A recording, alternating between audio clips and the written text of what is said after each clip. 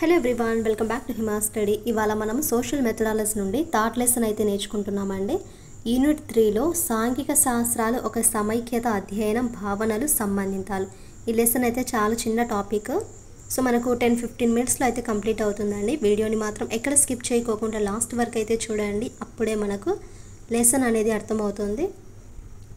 Second lesson అనేది previous వీడియోస్లో ఉన్నాయి, ఛానల్లో ఒకసారికి వెళ్ళి చెక్అవుట్ చేయండి. అలానే 6th నుండి 10th వరకు ప్రాక్టీస్ బిట్స్ అయితే ఉన్నాయి. Next inter first year, second year, ఇప్పుడు ప్రజెంట్ అయితే హిస్టరీ చేస్తున్నా. ఇంటర్ ఫస్ట్ ఇయర్లో పాలిటీ కంప్లీట్ అయిందండి, హిస్టరీ కూడా కంప్లీట్ అయింది.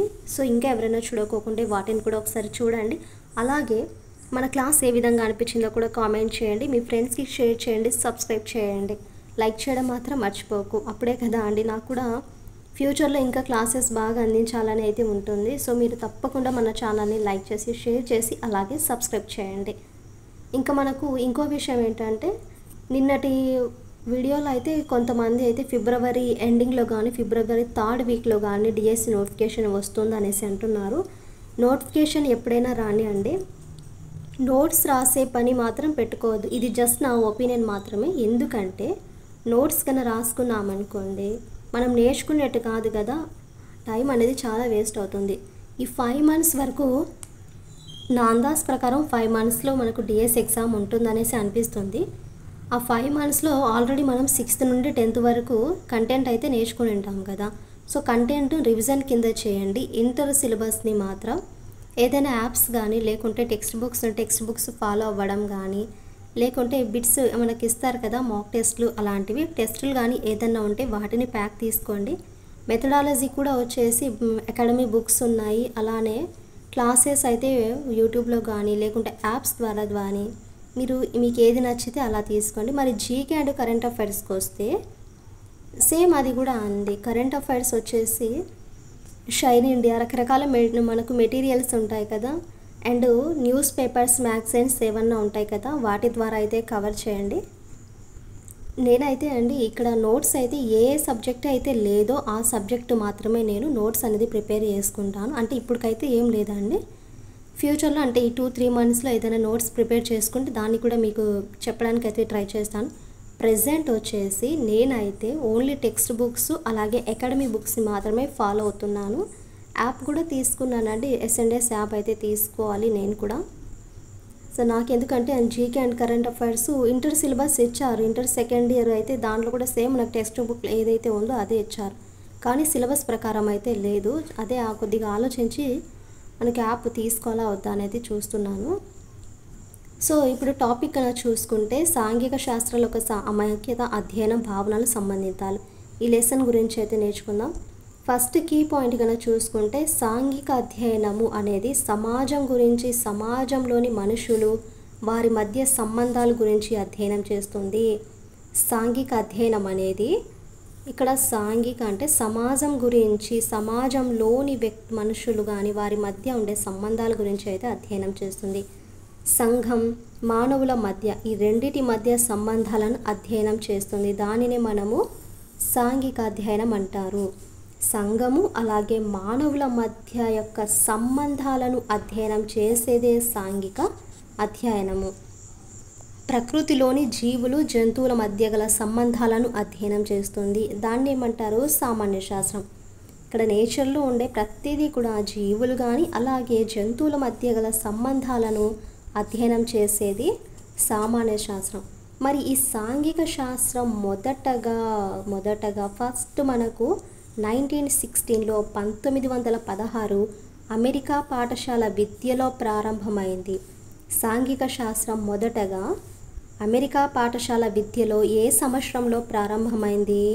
1916లో. 1916లో అమెరికా పాఠశాల విద్యలో ఈ సాంఘిక శాస్త్రం అనేది స్టార్ట్ అయింది.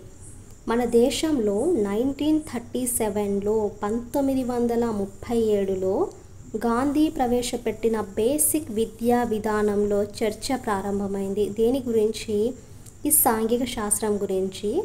గాంధీ ప్రవేశపెట్టిన ఈ బేసిక్ విద్యా విధానంలో 1937లో సాంఘిక శాస్త్రం గురించి అయితే చర్చ అనేది ప్రారంభమైంది.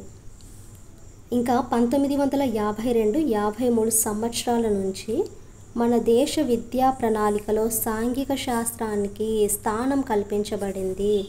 1952-53 సంవత్సరంలో నుంచి మన దేశ విద్యా ప్రణాళికలో సాంఘిక శాస్త్రానికి స్థానం అనేది కల్పించబడింది. సమాజంలోని వ్యక్తులు, సంస్థలు, పరిసరాల మధ్య గల సంబంధాలను అధ్యయనం చేసేదే సాంఘిక శాస్త్రం. వ్యక్తులు కానీ, సంస్థలు కానీ, పరిసరాల మధ్య గల సంబంధాలను అధ్యయనం చేసేదే సాంఘిక శాస్త్రం. ఇది మనకు సాంఘిక శాస్త్రం గురించి అయితే కొంచెం నిర్వచనాలు లాంటిది ఇచ్చారు దాని యొక్క గురించి. మరి సాంఘిక అధ్యయనం ముఖ్య ఉద్దేశాలు ఏంటిగా చూసుకుంటే, ఫస్ట్ విద్యార్థుల దైనందిక సమస్యలను పరిష్కరించడం. సెకండ్ వన్ ప్రజాస్వామ్య ప్రభుత్వ విధానానికి అనువైన లక్షణాలను అంటే మనకు లక్షణాలు అనేది పెంపొందించుట. సాంఘిక శాస్త్రం ముఖ్య ఉద్దేశాలు మనకు ఏంటి? విద్యార్థుల దైనందిక సమస్యలను పరిష్కరించడము, అలాగే ప్రజాస్వామ్య ప్రభుత్వ విధానానికి అనువైన లక్షణాలు పెంపొందించుట. ఇక్కడ కూడా కొద్దిగా కీ పాయింట్ ఇచ్చారు. జియోగ్రఫీ అనగా భూమి గురించే వర్ణించే శాస్త్రం. జియోగ్రఫీ అంటే భూమి గురించి వర్ణించే శాస్త్రాన్ని మనం జియోగ్రఫీ అంటారు. ఈ హిస్టోరియా అనేది ఏ భాషా పదము? గ్రీక్. హిస్టోరియా అనే పదము గ్రీకు పదం. అంటే మనకు ఇది జియోగ్రఫీ అలాగే హిస్టరీ, సివిక్స్ గురించి ఇచ్చారు. నెక్స్ట్ చూడండి ఇక్కడ సివిటాస్. సివిటాస్ అనే ఏ భాషా పదము? లాటిన్. సివిటాస్ అనేది ఏ భాషా పదము? లాటిన్. సివిటాస్కి అంటే అర్థం ఏంటి? పురం. సివిటాస్కి మీనింగ్ పురం. నెక్స్ట్ ఇక్కడ ఒకప్పటి కియోస్ అనేది నేడు ఇప్పుడు ఏమైందండి? కియోస్ అనేది నేడు గ్రీస్ పదంలాగా అయింది. ఒకప్పటి కియోస్ అనేది నేడు అంటే మనం నేడు వచ్చేసి గ్రీస్ పదం. అలాగే కొలంబస్ ఏ దేశ నావికుడు? ఇటలీ. కొలంబస్ ఏ దేశ నావికుడు? ఇటలీ. మ్యాక్స్ వేబర్ రచనలో ముఖ్యమైనది ఏంటి? Spirit of capitalization. Max Weber యొక్క రచనలో మోస్ట్ ఇంపార్టెంట్ ఏంటిది ఇక్కడ? Spirit of capitalization. మరి ఈ మ్యాక్స్ వేబర్కు గొప్ప పేరు తెచ్చిన పుస్తకం ఏంటండి? The protestant ethic and the spirit of capitalism. Max వేబర్కు గొప్ప పేరు తెచ్చిన ఒక పుస్తకం ఏంటి ఇక్కడ? The protestant ethic and the spirit of capitalism. మరి ఈ మ్యాక్స్ వేబర్కి మరొక గ్రంథం ఏంటి ఇక్కడ? Politics is a vacation.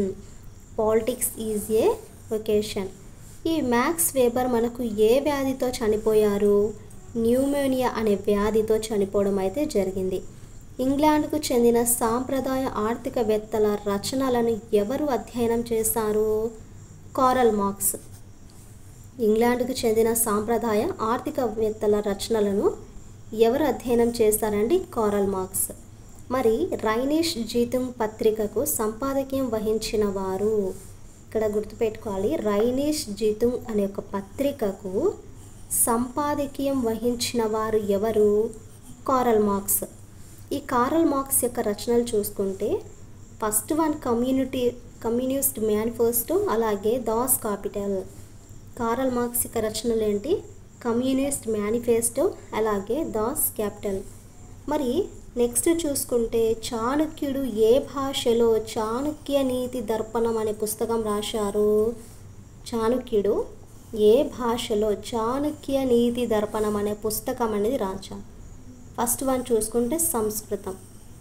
ఇక్కడ చూసుకోవాలి ఏ యొక్క పుస్తకంలో రాశారు ఈ చాణక్యుడు అనేది? చాణక్య నీతి దర్పణము సంస్కృతంలో రాయడం అయితే జరిగింది.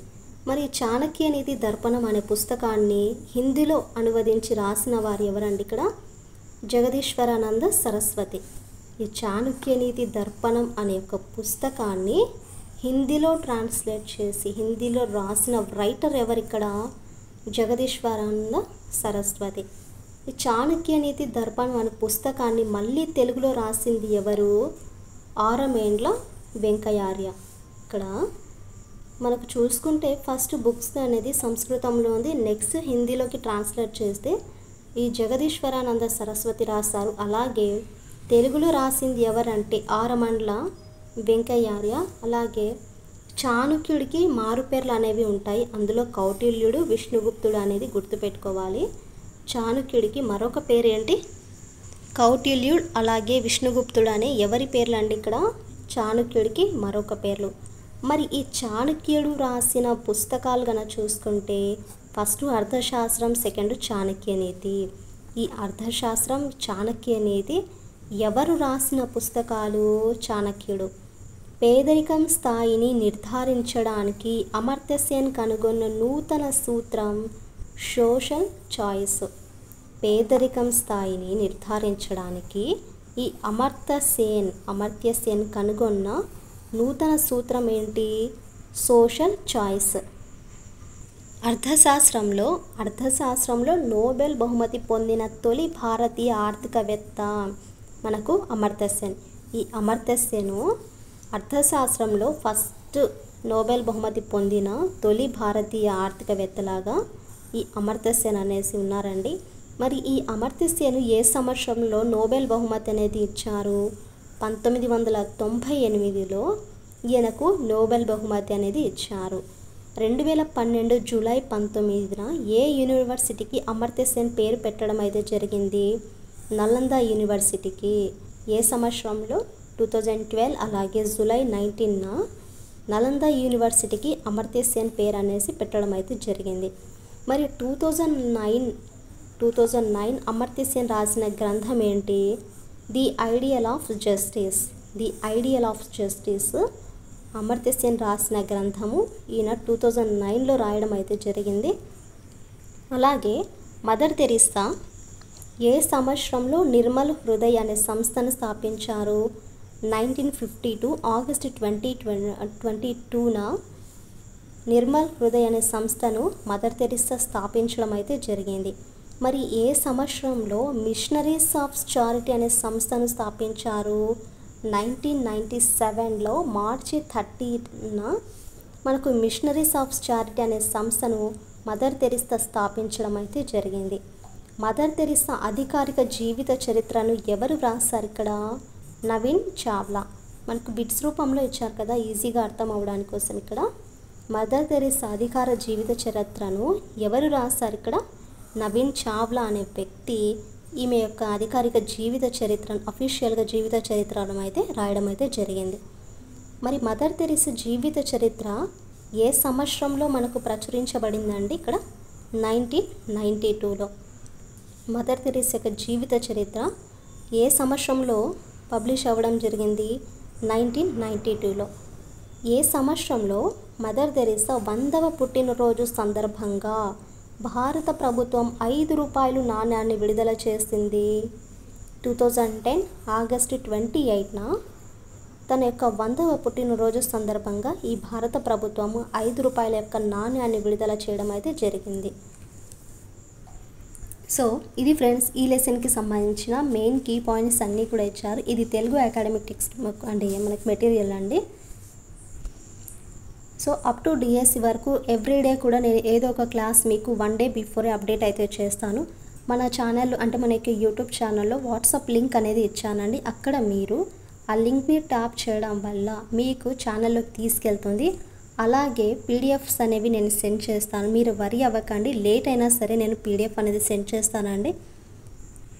సో టైం అనేది దొరికింది, ఈ టైంని మనం వేస్ట్ చేయకోకుండా యూస్ చేసుకుంటారనేసి అనుకుంటున్నాను. అలాగే మన ఛానల్లో ఇంకా టెక్స్ట్ బుక్స్ ఇంకా నా దగ్గర ఏదైనా అవైలబుల్గా ఉంటే వాటిని కూడా వీడియో అయితే చేయడానికి అయితే ట్రై చేస్తానండి. ఐ హోప్ మీ క్లాస్ నచ్చిందనేసి అనుకుంటున్నాను. మన క్లాసెస్ కన్నా నచ్చితే please to like and share, subscribe to my channel. చాలామంది వీడియోని అయితే చూస్తున్నారు కానీ లైక్ అయితే చేయడం లేదండి. సో మీకు నచ్చితే చేయండి, నచ్చకపోతే డిస్లైక్ చేసేయండి, నో ప్రాబ్లం అండి. వీడియోని మాత్రం దయచేసి మీకు యూస్ఫుల్ అవుతుంది ఎండింగ్ వరకు అయితే చూడండి.